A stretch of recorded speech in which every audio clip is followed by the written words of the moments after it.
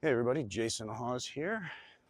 I am at the Phineas Pemberton House, also known as Bolton Mansion. It's in Leviton, Pennsylvania, Levittown, however you say it. But it was built, parts of it were built in 1687 and other parts 1790. So, I mean, it's an old home. Now there's a bunch of different claims. I'm going to do a walk around the property first. From full body apparitions, shadow entities, objects moving on their own. I mean, it's probably the oldest property around here. So it consists of 4 connected structures that were built between 1687 and 1790. Again, it's on the National Historic Registry. All right, Pemberton family. As you can see, we've got properties in the back too, mainly being used for storage right now. The Pembertons were English. The direct paternal ancestors of Phineas Pemberton and his family from Lancashire, and they traveled over on the ship Submission in 1682 from Liverpool and eventually settled here in Bucks County. They built the house 1687, but he also worked as William Penn's chief administrator. So definitely some interesting history behind here. Now, they were Quakers as well, and the Quakers, even during the wars, they didn't pick sides. So they were kind of shunned by a lot of the community. And they wouldn't answer to the king. They wouldn't support the U.S., any of it. So they didn't want any problems. But I'm going to take you for a walk through this property. Let's take a walk through here. All right. This is an interesting area. This is the original front of the house. Last night, Kalani was investigating with us, and he witnessed a foot come out of this room. This used to be the dining room. Let me see if I can find a light. Yes, there we go. So he believes he saw a foot step out of the doorway. Now, the interesting part on that was just earlier, we were all the way down in the back of the house, the oldest part, and I kept seeing what appeared to be a shadow blocking out light as if somebody was walking down the stairs. And I'll take you up there in a minute, but so the house is being fixed back up. Look at this. I mean, it's amazing. Well, a brick. There's an old picture of it. So let's walk towards the back of the building.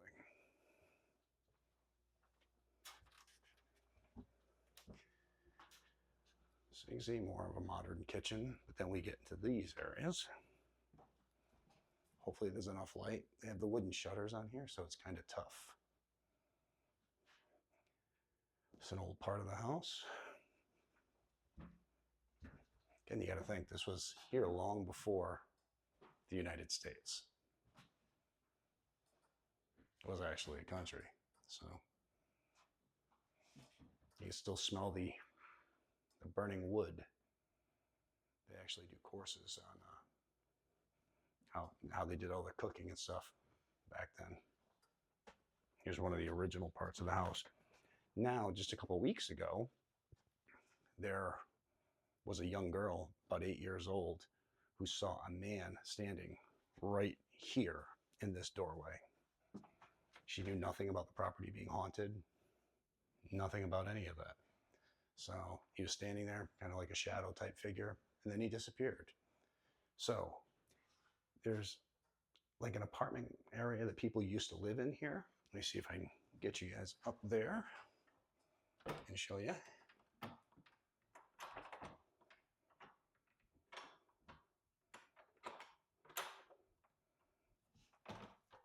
Maybe not. I don't know. No, it does not look like we're going up there. Okay. Guess we'll go up different areas. Can we go up this one? Let's see.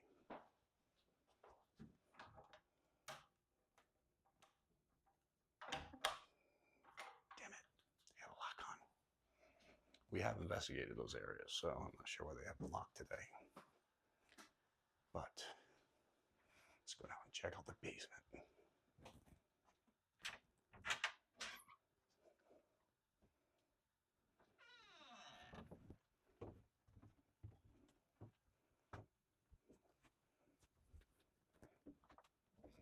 So there's also claims that some of the Quakers were in the Civil War and they chose sides.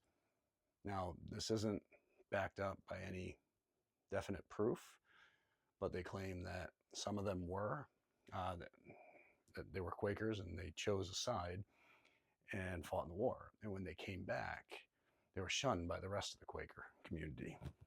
And because of that, a husband and wife ended up taking their own lives, unalived themselves for YouTube's little protection there. See, areas right under the living room. And that they unalived themselves up in the attic. All right, going up these stairs again, heading to the attic area. Now, last night, we did an investigation with Kalani. And at one point, his wife joined us. Now, I've never done the Estes method. They have. He wanted to try it up here, so we recorded it. It'll be in the investigation, so check it out. It was interesting. We did get some responses that seemed like they were direct responses to the questions we were asking. And she was standing right here in this spot I'm at right now. And the Estes method is you're playing one of the radio frequency boxes that scan radio frequencies. And she's got headphones on, so she can't hear anything. She's got her eyes closed, she can't see anything, so she can't work off any of her cues. We ask questions and she just says what she hears. This is part of the attic. Again, this area where Kalani's wife was, Savannah, is where some claim a husband and wife took their lives. According to the Estes session, it almost sounded like he took her life and then took his own. But I can't say that for sure. You guys can draw your own conclusions.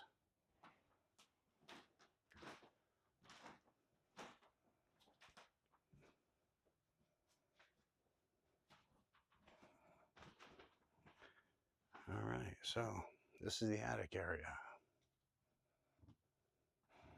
Lots of claims of seeing what they say, full body apparitions and stuff like that up here. So let's see. I think this is going to be a rather short 360 video. We have Sherry D. Benedetti and Mandy from the Ghost Sisters joining us tonight. They're going to do their own investigation. So it'd be interesting to see if females end up getting stuff that males don't. So the Quakers were big into trying to end slavery, to be honest. So they had freed enslaved people here working, making money, which, I mean, it's great if you think about it. It was a horrible time. But it was part of the Quakers' belief system that if you were a Quaker, there was no way that you could be supporting slavery. And to be honest with you, I think there's no way you could be supporting slavery in general.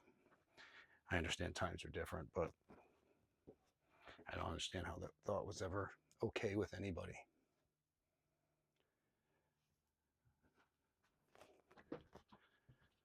All right. So let's head down here.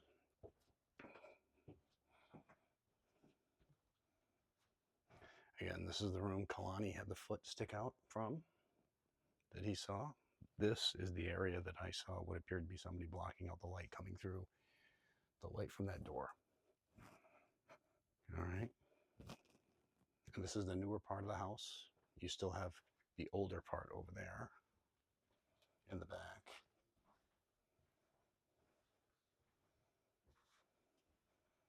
It's an amazing property. It really is. Upstairs above here, there's an apartment. Nobody lives there. Last night while we were in here, we heard what sounded like somebody walking, somebody moving above us. We went up there. There was nobody there. And we got the property again tonight. So it's going to be good. Let's show you outside real quick, around the side of the house.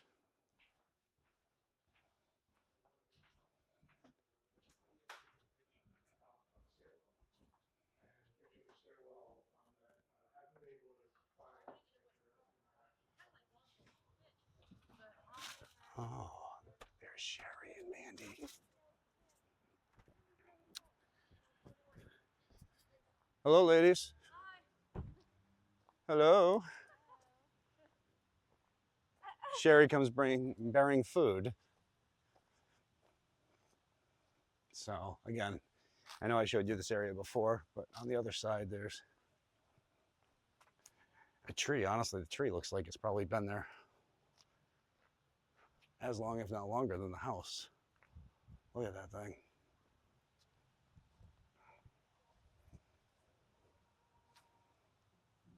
Look at that thing. You don't see many of those anymore. But this is the outside of the house. And as you can see, they have these wooden shutters that cover the majority of all the windows. And in the rooms, in these rooms right here that I'm pointing to, they've been seeing what appears to be full body apparitions and shadow type entities, which, to be honest, with those on, it's not like you have to worry about outside light creating a problem coming in. I mean, it makes it so dark. It seems like it's midnight at 2 o'clock in the afternoon. So let's take a walk around the front of this property.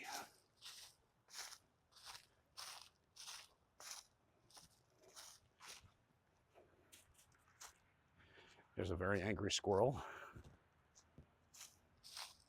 I think wants a piece of me. We'll see how it goes.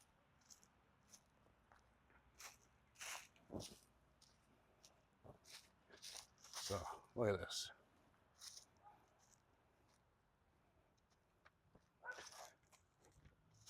So again, the Phineas Pemberton house, also known as Bolton Mansion.